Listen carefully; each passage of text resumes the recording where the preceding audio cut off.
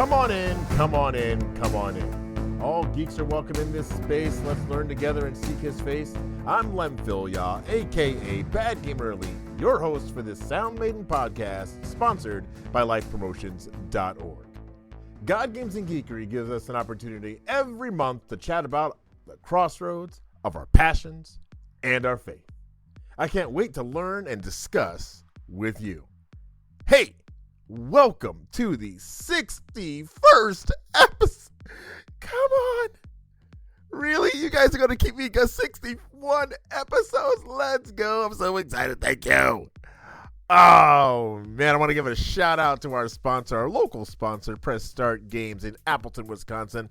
If you are listening on Clear Hits Radio up in Green Bay, I see you, Caleb. Hey, you can head down to Appleton. Go visit Press Start Games. They are the sponsor of the G3 Lair arcade. So the G3 arcade, you guys, it's an amazing collection of classic and modern gaming. And you can join us if you show up at Quake. Guys, this winter/spring, we are going to be at Quakes all over the U.S. If you want to find out where the closest Quake to you is, go to quakeevent.org. That's Quake. That's quakeevent.com. That's quakeevent.com. Go check it out, you guys. Go there. All right, so what have I been up to this past month? Well, obviously, and I think this comes as no surprise, say it with me, I've been playing a lot of Fortnite. That's right. I'm not so sure on this season overall. They got this Chrome thing that's going on that I'm not completely vibing with, and that's not a pun for the last season, but I'm not completely vibing with it. It's neat, but it's you can like phase through walls if they're Chrome, and then you do this splash, you turn into a blob, you can phase through the walls as well. That's the big mechanic. They brought back some other vaulted weapons and everything, and that's cool. But the biggest thing for me, you guys, oh my goodness, the biggest thing for me is the 100th level skin. Guys, the 100th level skin is Spider-Gwen. It's Spider-Gwen, you guys. It's freaking Spider-Gwen. I am so excited for that. You have no idea. I have been wanting to see Gwen and Miles up in this game for so long, and they did it. Very excited. I'm not quite there yet. I think I'm at level 68. I think I'm at level 68. So, you know, it's okay. I'll get there. But I have been playing a lot of Save the World, which has gotten me pretty far, you guys. As of right now, I have about 294 skins. We're easily gonna hit that 300 skin probably this season. And last season I ended up in placement as far as my level at 330 because I've been playing so much Save the World. If you guys have not checked out FortniteDB.com, that's FortniteDB.com, and you're playing Save the World, you are missing out. I have learned so much from just going there and looking at what the missions are that will give you the most, and then they will help you. They'll help you build out your team really well. Right there, I think last month, when it came to Save the World, I was at my commander level was at like 191, and my commander level is now 216. So if you are playing Save the World and you want to play some Save the World with me, hit me up. Guys, hit me up. God Games Geekery on most socials, or badgamer@lifepromotions.org. Go ahead and hit me up. We can play some Save the World. But yeah, so that's been going on. I've been really enjoying the Steam Deck. I know I mentioned it before, but I didn't realize what I could be playing on this. Just yesterday, I downloaded the Master Chief Collection. Now, I can't play multiplayer on it because of the anti-cheat and how that works with the Steam OS, but or the Steam Deck OS or something like that, the anti-cheat. But I can play all the campaigns. So I'm going through those campaigns. I'm also playing Final Fantasy 13. I was not a Final Fantasy guy. I was not. Like, I tried 13 when it came out. I've tried 13 too. Actually, I didn't try 13 too. It stayed in its wrapper. But that was back in the day. And then when 15 came out, I tried that. It was not my thing.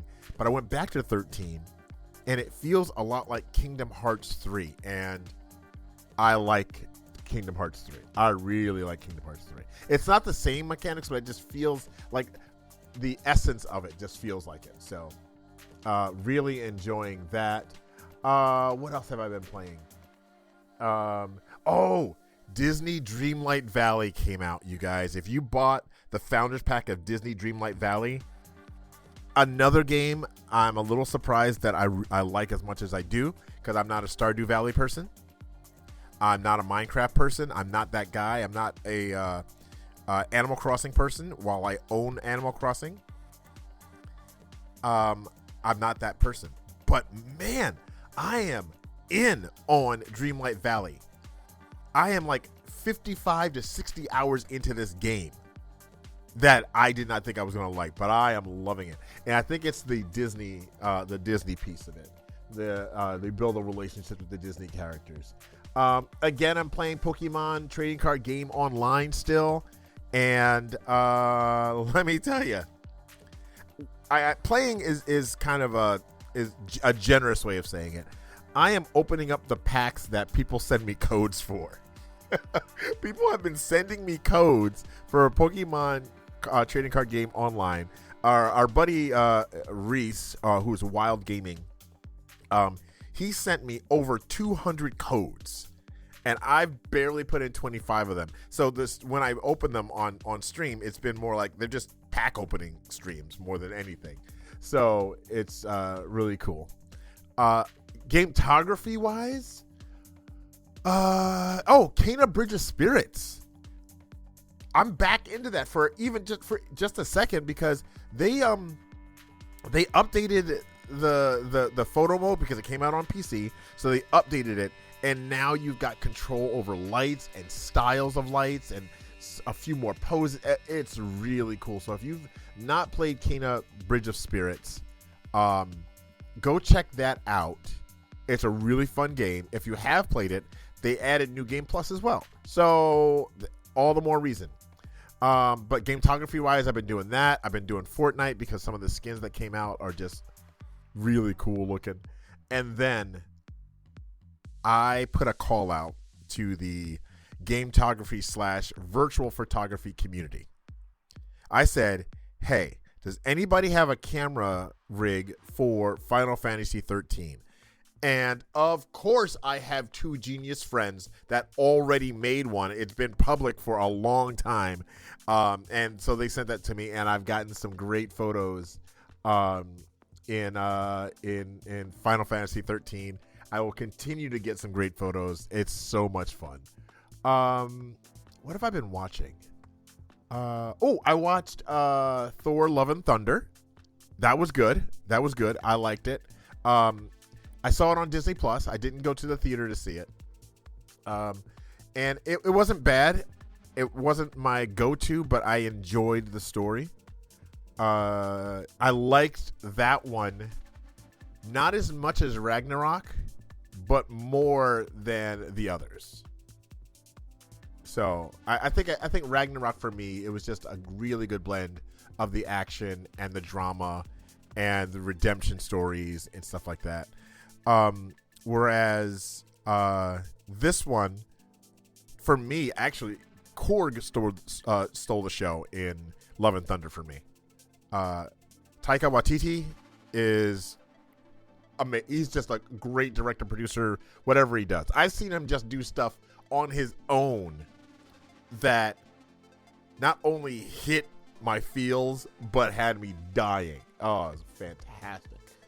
I'm still drawing, rarely, but still drawing. I have not drawn anything like my big complete background and everything image that I did a little bit ago, but it's I'm still there, and I am planning on taking part in Inktober. Now, Inktober, for those of you who don't know, if you go to here, I'm going to double check here. I think it's inktober.com, but inktober.com, there's a list inktober.com. There's a list of, you can either do a one drawing a week all year long, or in this case, I'm just going to do Inktober Classic, 31 days, 31 drawings, and there are going to be more sketches for me, but it's draw for 31 days, and they give you 31 prompts. I'm also going to suggest to anybody out there that does virtual photography, go check out Inktober 2022, and maybe you do some in-game photography using the Inktober prompt list. They go all the way back to 2018, and you can use those. I think it's great. But I will be doing that. Oh, I bought some cheap oil pastels from Five Below, and I really like those. I like those probably even a little bit more than the chalk pastels. And I've actually used them using my fingers with those. I don't like using the chalk pastels to blend them with my finger, but the oil pastels I like. So it's been a lot of fun using those and trying those. Man, I'm still doing Domestika. The one that I'm really working on is my time management for creatives, and it's scary. I don't know if for anybody else, if trying new things and trying to better myself according to what God tells me is better for me, because you gotta talk to God to listen to him and know where he wants you to be and what he wants you to do. It's scary for me to get better, because then it's a matter of, why wasn't I doing this before? And then all this self-doubt comes in, and it's scary to learn new stuff. It's scary to try new things. And then they say that, there's nothing to fear but fear itself. And I kind of want to have a discussion with somebody that understands scary in a geeky way, like horror movies or horror games or literature that's just spooky, scary literature. So I brought my friend from Satellite Gaming, David Keychain, to talk to us about fear and how we as believers should be dealing with fear. Or maybe you're not a believer. How should you deal with fear? And guys, you're gonna love this. I promise you, you're gonna love David Keychain, because I do. Let's go talk to Satellite Gaming's very own David Keychain.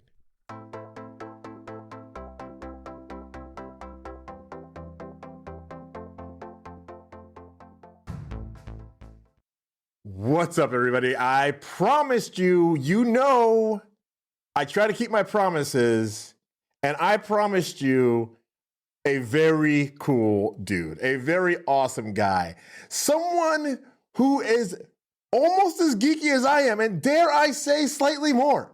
Just ever so slightly more. I want to bring to you, the God Gaming Geekery family, your brother, my brother, David freaking Keychain. Thank you. Now I feel like I have a lot to live up to. That was quite an intro. Be yourself, and you will. I was gonna say like, oh, I don't know if I'm actually more geek, but I feel like the problem is I have a ton of stuff that I'm geeky about that I don't always like. Like you can immediately just see from my room some of the things I'm geeky about, but like you and I, for example, today we're gonna talk about horror stuff. That's I could have like a whole extra shelf of horror stuff. Oh my goodness, bro. But I feel like that might be a little off-putting to have. Just ever so slightly for me in particular. So who are you, David? For people who have not listened to, because David is actually was on the first episode of Faith and Film that we put on the podcast channel. Like you guys that have been on the Twitch channel, you've seen Faith and Film, but we've never put it on the podcast. And David was on that, so you might recognize his voice from there. But tell people who you are, bud. So I am David, or like my nerdy name is Keychain, or David Keychain. So I work with an organization called Satellite Gaming. It's all about video game ministry with students. I love doing that. I am also a lifetime geek and Jesus person, which is a great fit. And then if you like to add to how great of a fit it is, I also am a failed communications major at college. But the part I didn't fail at is talking about nerdy literature and how we're supposed to parse through all of that. Like, what is the point of art? Discussing art, and what is God's place in art? So, when somebody comes along and makes the mistake of giving me an opportunity to talk about Godzilla and how it relates to the Bible, I just kind of go off. The mistake, he says. The mistake. Or the carefully planned introduction to the world of G3. One of the two. Oh, man. So yeah, today we're talking about fear, and of course, horror games, horror movies, suspense, even just suspenseful stuff, creepy stuff. For instance, I wouldn't consider Lord of the Rings a horror movie, but Gollum is terrifying to me. Like I can deal with the Urukai. I can deal with them. That's not a problem for me. But Gollum, ugh. Yeah, I feel like, yeah. So, what's interesting is when you talk about like the science of fear, there's actually like weirdly not a lot. When you actually try and define horror, it gets really tricky. And Stephen King is the guy who came up with my favorite idea of horror. So there's 4 types of horror, and one of those is gross out. And gross out horror is like the most unique to the person, but can also stay with you literally forever. Ooh, okay. In a way that the other kinds of horror just kind of don't. Yeah. So like, that's how you get like, dude, Oogie Boogie in Nightmare Before Christmas. Yes. Gets me still. Really? 100%. 100%. There is no horror monster that, like, I physically react thinking about how Oogie Boogie looks. Oh my gosh. I would not have pegged you for that. Nope. Yeah, I can't do it, man. I don't like it at all. And I feel like Gollum has a lot of the same sort of traits of like, I don't like the way that his skin looks like it feels. Like, I feel like looking at Gollum's skin, I'm like, I know what that would feel like to touch, and I don't like it at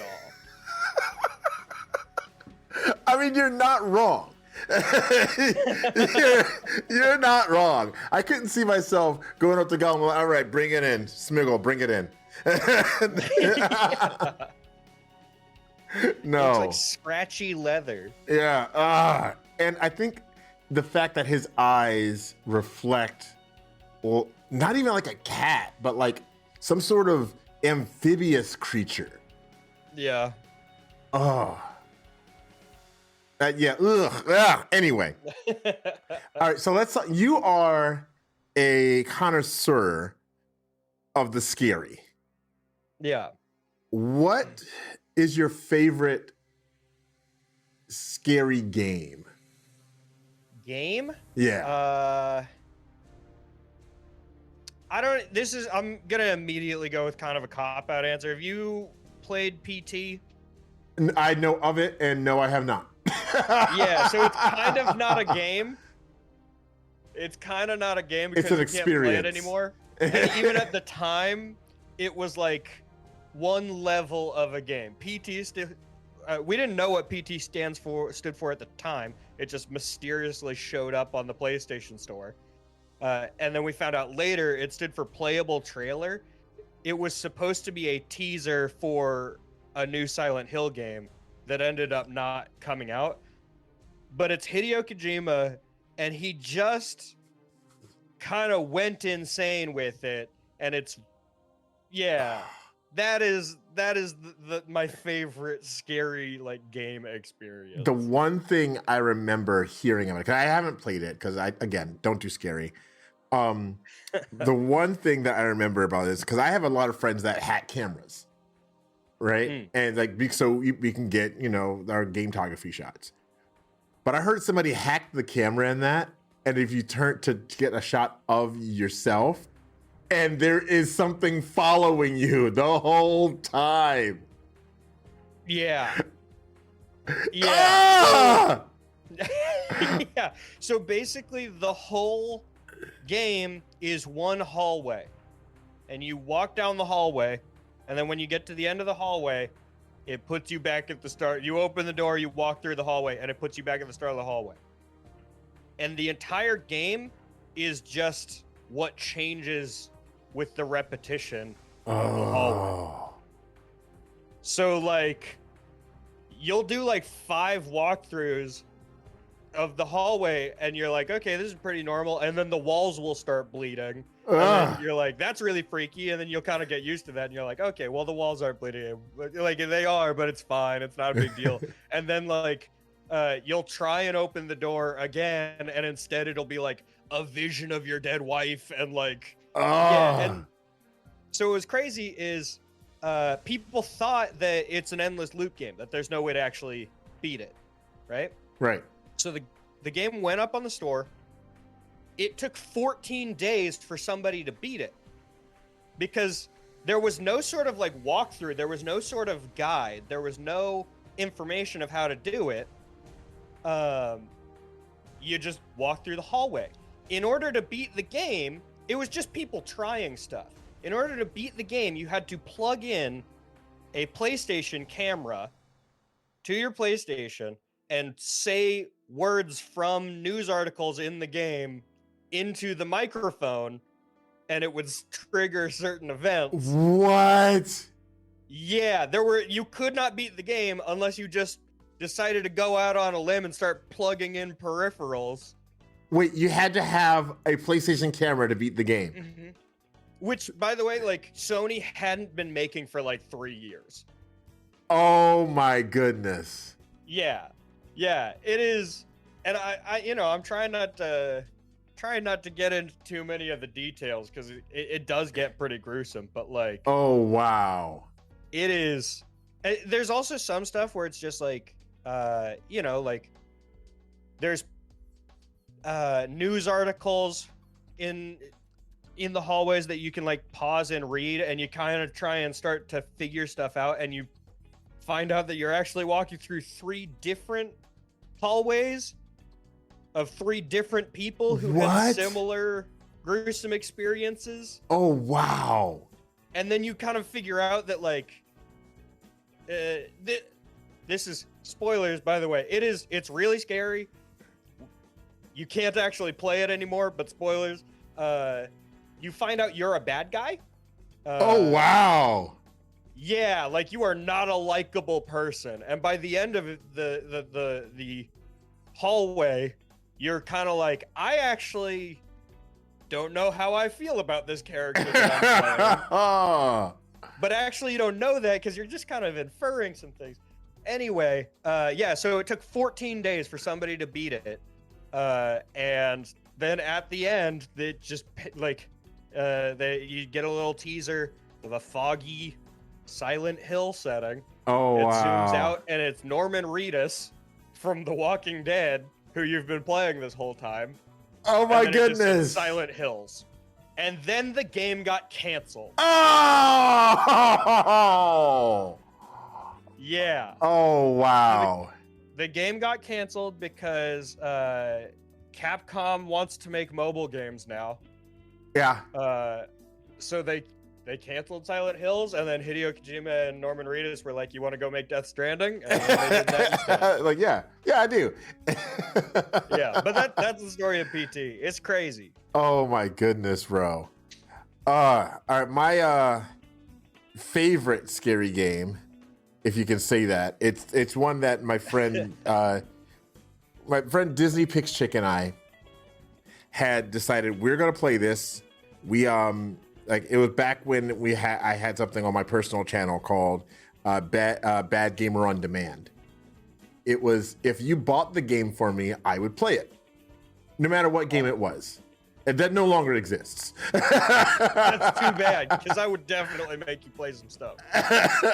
No, well, here's the thing. It exists, but in different form. But at that point, some Disney Picture had made me play Horizon Zero Dawn because I wasn't going to get it right away, and she's like, "No, you're playing this. I'm invoking Bad Gamer on Demand." At that point, there were 4 people that were allowed to use Bad Gamer on Demand, and then 3 out of the 4 people, the next time we said Bad Gamer on Demand was open, they chose Until Dawn.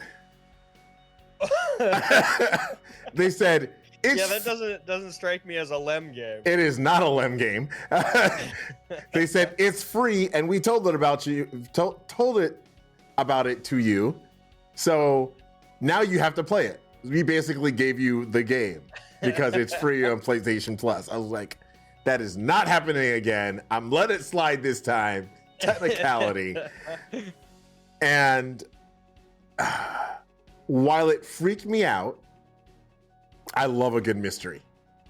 I love like the mystery got me over the scary pieces. But I'd figured out what was going on by the end. But before the end of the thing, I watch too much Marvel everything. I read too much Marvel anything. I'm not gonna give it away. But if you know of instances of the Hulk and Wolverine, you know what goes on in this game. So that one was my favorite because of the mystery. And recently, I put on my own personal channel that I said, hey, if we get to X amount of subs every month, you get a Scary Snaps stream. It was just once a month, 2 hours. If we hit sub levels, I would do this. And we took one stream to figure out what game it was going to be. And I ended up not being able to play it after a while. It was, what's the one with the camera and the ghosts? Camera and the Ghosts. Yeah, it's a Camera Obscura game. Fatal Frame. Oh, yeah. Yeah, Fatal Frame. I haven't played that one. Maiden of Blackwater.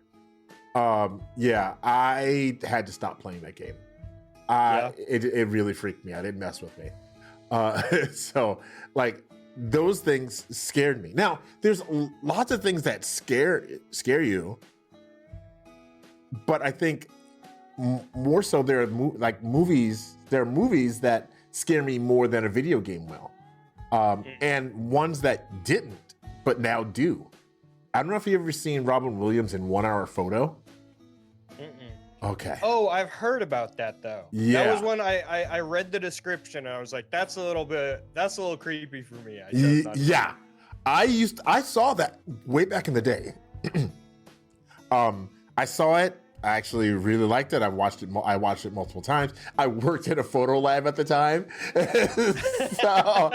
it was like a lot of it was like, oh, I see where this is going, and then I had kids, and I tried to watch it, and I was like, I can't watch this movie anymore.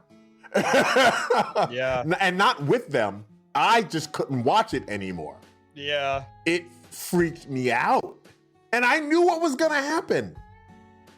Do you have any movies like that where it's like, oh, it didn't freak me out, but now it does? Not really. There's a bunch that I've gone the other way on. Okay. Because,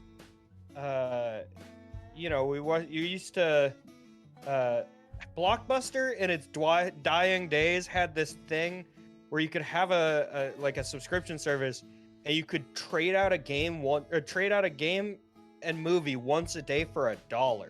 Oh, so, wow. It was like middle school through high school. I was there every day with $1.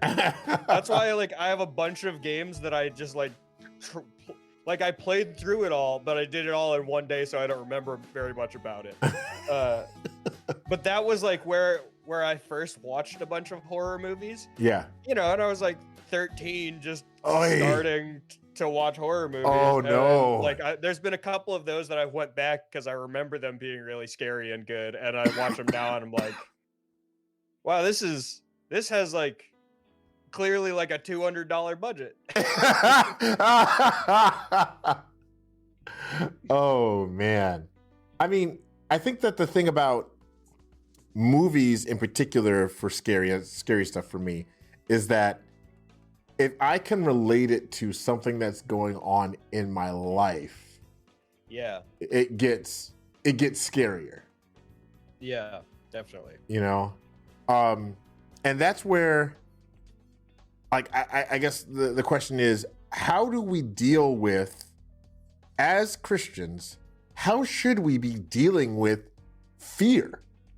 It could be the fear of, of losing a loved one, or the fear of going to a new school, the fear of changing a job or losing a job. It could be the fear of a lot of different things.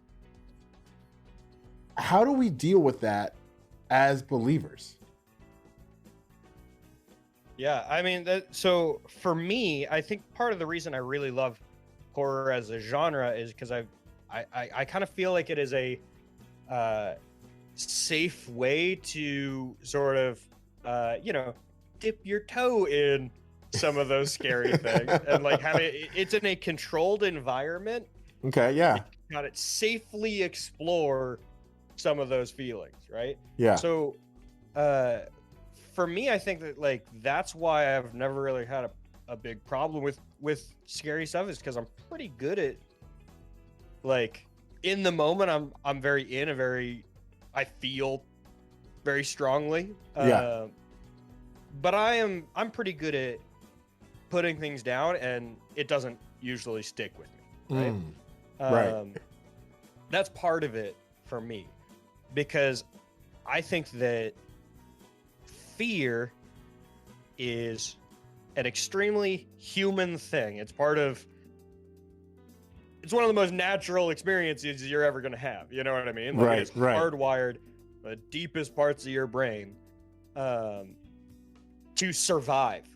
Fear is, in and of itself, not a bad thing. It's a thing that is put in your brain by God to keep you alive. It's trying to keep the lights on. If you weren't afraid of falling off of a building, you would go jump off of a building. That's why Superman is not afraid of heights. Yeah. Because he's like, I'm not going to get, even if I fall out of the air, I'm not going to get hurt. The earth is going to get hurt before I do. No, that is if a jaguar is chasing you, you should feel fear, because that's something put there by God to keep the lights on, telling you to run away from that big cat. Yeah. The problem comes in when we don't respond to that fear well, right? Like, this is a thing that my therapist talked to me a lot about. He's like, your brain is amazing at getting you to run away from a T-Rex. If you have some bigger existential thing, like the fear of losing a loved one, your brain can't distinguish that from the T-Rex. So it has the same panic response for it just has the one big red fear button. And if you follow that big red fear button and panic and act rashly like you're being chased by a T-Rex, you're gonna make some decisions that you'll probably regret, you know? Like, yeah. So I don't think fear is the problem. It's what fear can cause you to do. And as Christians, I think that biggest possibility, the biggest thing that we're trying to avoid when we talk about what could fear cause you to do, is it could cause you to doubt. Because I will speak personally that, like, when I get scared, it gets way harder to trust God in my life, to trust that prayer does anything. Because I'm like, prayer is, I believe wholeheartedly in prayer until I'm scared about something. And then why am I not praying? You know what I mean? I catch myself doing that all the time.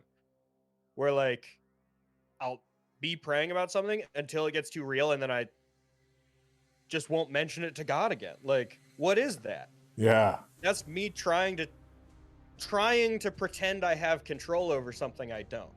Ooh. That's me letting fear change how I act, change my convictions. That to me is the danger of fear, is what it can do. It's not the fear itself. Ooh. I like it. I like it. See, that's why we have David on.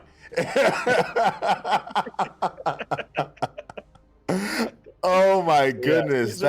That's fantastic, bro. Well, and like, so horror is very interesting because it has one goal, right? As a genre, horror has one goal. Most genres, that's not true, right? Like, what's the goal of sci-fi? There's lots of things. Horror really just is trying to scare you. That's a pretty simple goal. It's like comedy is the only thing that I can think of that's sort of similar, where it's only trying to do one thing, evoke one emotion, right? Right. Well, even with comedy, because that's what I'm a student of, comedy will also try to bring you down to bring you back up. Yeah. Well, yeah. So I kind of think that comedy Ben Stiller, any Ben Stiller movie. I think that those are kind of, horror and comedy actually have a lot of similarities, because I think effective horror also needs some moments that pick you up, because, like, man, I think that there are some really bad horror movies that really suffer from the fact that, like, there's so little hope and so little, like, fun. They don't relate to the characters. Like, Halloween is my favorite. The original 70s Halloween movie is my favorite horror movie. That movie starts with just a kid and his babysitter hanging out and talking. And, like, that relationship drives the whole thing, right? So, like, with comedy, you got to have dips to bring it back up. Horror, you got to have highs to bring it back down. Like, ooh, yeah. So with when we're talking about horror games, you got to think about, like, when you talk about different mediums, they all have different strengths and weaknesses as far as contributing to the goal of horror, right? So, like, reading, I like reading some Stephen King stuff, because when you read, you usually, like, project yourself into the story a little bit, right? Right. Your imagination can do a lot of the work. Right. And with horror monsters, that's like Pennywise, the movie version Pennywise does not scare me at all. That is a silly looking clown to me. But in the book, you kind of like, you make it look scary in your head, right? Yeah. So you can make things scarier like that, but the pace is, you can read at your own pace. You can't really like write something to feel Rush I have never to felt anything. panic like I have to run through Yeah. a book. You know what I mean? Yeah. And then with movies, there's some stuff that just doesn't look very scary visually, like when you see it on the screen. Some stuff's just really hard to make look real and scary. You know, there's a lot of monsters that don't look good as soon as there's any sort of light on them at all. I think for me, that's the good example of that is Independence Day. Up until they attacked, I was freaked out by the whole thing. Yeah, they're way scarier when you don't know very much. Yeah, when they attack and then you see them, I'm like, okay, I'm good. Oh, we're gonna take these guys down. Just give me the USB. I got it. They're not scary at all. Yeah, absolutely. But so with games I think have some of the biggest strengths and also some of the biggest weaknesses. Because the biggest strength is you are in the story, you are controlling the character, and you have a lot of investment there. I think the biggest weakness is that we as gamers are very good at detaching ourselves from the game, from the story. Yeah. In a way that, like, if you treated games the same way that you do movies, you'd be way more invested most of the time, right? Yeah. Like, it's just part of gaming culture that you don't think like, I am Mario. Like, I am jumping around hitting the blocks. And that makes it hard to have an effective horror game because you can just sit back and you're like, wow, can't believe that guy's running from a zombie. Yeah. Like, and I think the best horror games are the ones where you forget that you're playing a game because you're freaking out for yourself. Yes. Now, like I said, I don't play a lot of horror video games, but I see that in Fortnite. I see that in Overwatch, because you see people like in Overwatch that won't touch the point. You'd realize you personally are not going to die, right? Get your feet on the point, Widowmaker. Yeah, well, and like, so a lot of games, and this is true of all horror stuff, there's a root, right? So like the root of comedy is truth, right? Right. You're getting at some truth when you talk about when you're joking about something. I think the same, again, is true of horror. I think at the root of every horror story, there is truth. There is something scary that you're trying to explore, right? So I'm in the realm of games. You think of like, Five Nights at Freddy's? Yeah. That is a very common horror thing, which is like, what if we took like a familiar, nostalgic thing, like pizza places with video games and everything, and made it spooky, right? Yeah. You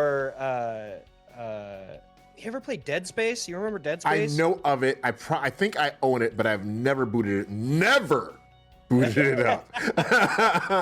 So that is kind of the whole, like, there's a whole subgenre of cosmic horror of like space is just really big and big is scary.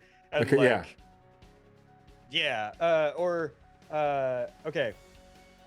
I feel like we couldn't have a whole conversation about horror video games without mentioning Silent Hill 2 is a game that you don't totally know what is the scary part for a lot of the game. Part of the game is figuring out why these things are scary. And really, the truth that Silent Hill 2 is getting at is a person who is scared of the consequences of his actions catching up to him. Okay, so I think as Christians, it's a pretty relatable idea, right? Because, hey, Lem, have you ever done anything bad? Yeah. Yeah. See, same camp. And Silent Hill 2 is about a man who is being chased by his past, being chased by the consequences of what he has done. All of those things catching up to him, right? And it's wow. Desperately running away. We live in we have committed ourselves to the solution to that running. We have stopped playing Silent Hill because somebody else has paid the consequences for our past, for what we have done. I think that's amazing. Oh, dude. That Silent Hill, which is not a game with religious, with Christian themes, really, the truth that the horror is getting at is the idea that we all have things that we feel have consequences that are going to catch up to us. Oh. That someday we will have to pay for what we've done.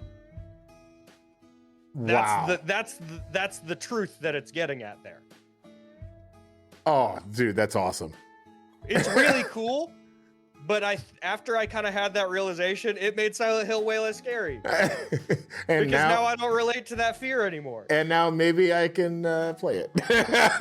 I won't, but yeah. Oh my goodness. That's like, yeah, you don't have to worry about the consequences of your fear and everything, but a giant man with a huge meat cleaver and a pyramid for a head is scary regardless. You should still run from that guy. David, where can people find you if they want to get in touch and hear more about your philosophies and your ideas and all? Where can people find you, bro? David_keychain on twitch.tv. If you like Halloween stuff, I'm very excited for Saturday because it's the first day of October and the stream is gonna be all Halloween themed all month. I'm so excited. Guys, this should be coming out before October. This is October's episode, so it should be coming out right before October.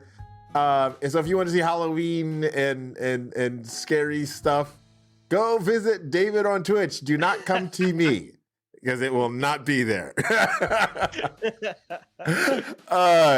David, thanks for hanging out, buddy. I really appreciate you. Thank you so much for having me. Really, this is just a gift that you're giving my wife, because now she doesn't have to hear me rant about how Silent Hill is actually Christian. And we love Mo. We love Mo. That's true. She's great. Yeah. All right. Thanks, bud. David freaking Keychain. God darn, I love that guy. Seriously, if you ever get a chance, go check him out on Twitch. He's an amazing guy. I remember one of the first streams I ever watched him in. He broke down Animorphs like you wouldn't believe. You heard me. I said Animorphs. That's right. Hey guys, we just need to, I want to bring something to your attention here. Psalms. Psalms are a whole thing about God, what the butt? Right? There's songs about what's going on in the psalmist's life. And I want to call attention to Psalm 55, verse 4 to 8. Psalms chapter 55, verse 4 to 8. My heart is in anguish within me. The terrors of death have fallen on me. Fear and trembling have beset me. Horror has overwhelmed me. I said, oh, that I had the wings of a dove. I would fly away and be at rest. I would flee far away and stay in the desert. I would hurry to make my place of shelter far from the tempest and storm. The psalmist is saying, I'm scared. I want to run. God, I want to run. Please, I want to run. And that just reminds me of a lot of the things in my life. Maybe it reminds you of things in your life that you're like, I don't want to be here. I just need to run. I need to run. But when we look in Luke, the book of Luke, chapter 12, verses 4-7, it says, I tell you, my friends, do not be afraid of those who kill the body and after that can do no more. But I will show you whom you should fear. Fear him whom, after your body has been killed, has authority to throw you into hell. Yes, I tell you, fear him. Are not 5 sparrows sold for 2 pennies, yet not one of them is forgotten by God? Indeed, the very hairs of your head are all numbered. Don't be afraid. You are worth more than many sparrows. What we're seeing here, guys, is saying, you know what? There was a philosopher I was reading. I heard some words from that I some of you might have heard, and I think it's really important for us to remember. It goes, God is bigger than the boogeyman.